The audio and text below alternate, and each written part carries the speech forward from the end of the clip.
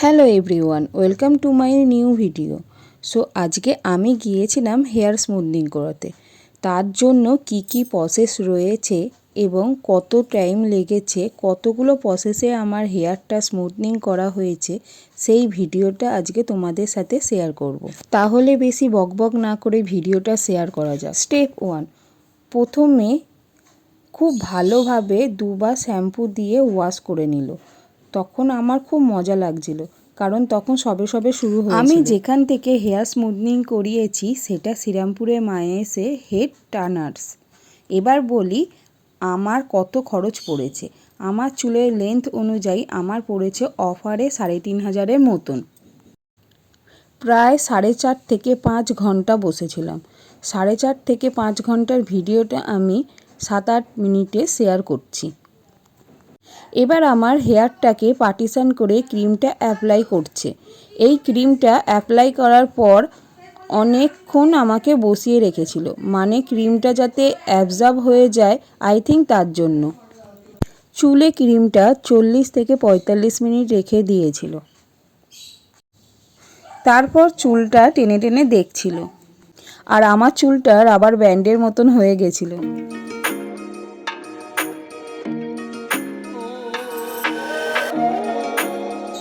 40 থেকে 45 মিনিট রেখে ওয়াশের জন্য নিয়ে গেছিল আমাকে। আমার চুলটা ওয়াশ করা হয়ে গেছিল। তারপর ভালো করে হেয়ারটাকে ড্রাই করে নিচ্ছে।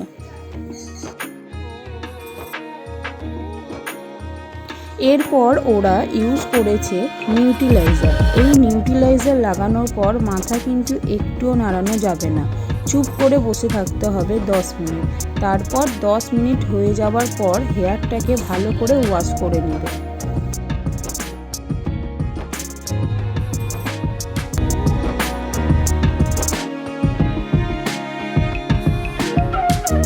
এবার আমার চুলে ভালো করে সিরাম অ্যাপ্লাই করে নিল। বিরক্ত লাগছিল ঠিকই, বাট যখন পুরো প্রসেসটা কমপ্লিট হয়ে গেছে তারপরে নিজেকে খুব ভালো লাগছিল, অন্যরকম লুকে দেখতে পাচ্ছিলাম।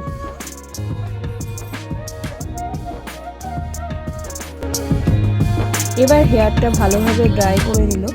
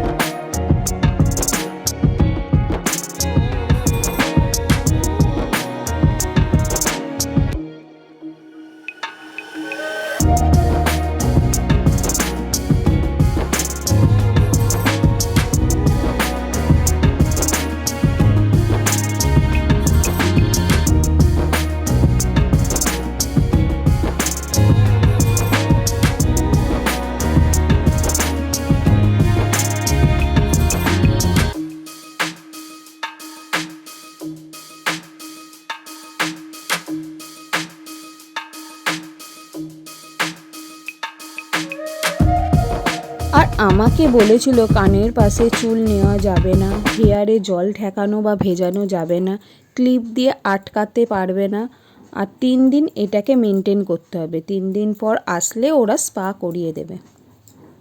তো এই ছিল আমার হেয়ার স্মুথনিং করার প্রসেস। তো আজকের মতো ভিডিওটি এখানেই শেষ করছি। যদি তোমাদের ভিডিওটি ভালো লেগে থাকে অবশ্যই একটি লাইক করে দিও, আর তোমরা যারা নতুন আমার চ্যানেলে তারা অবশ্যই সাবস্ক্রাইব করে দিও। ভিডিওটা কোন পার্ট ভালো লাগলো অবশ্যই কমেন্টের মাধ্যমে জানিও। আজকের মতন টাটা।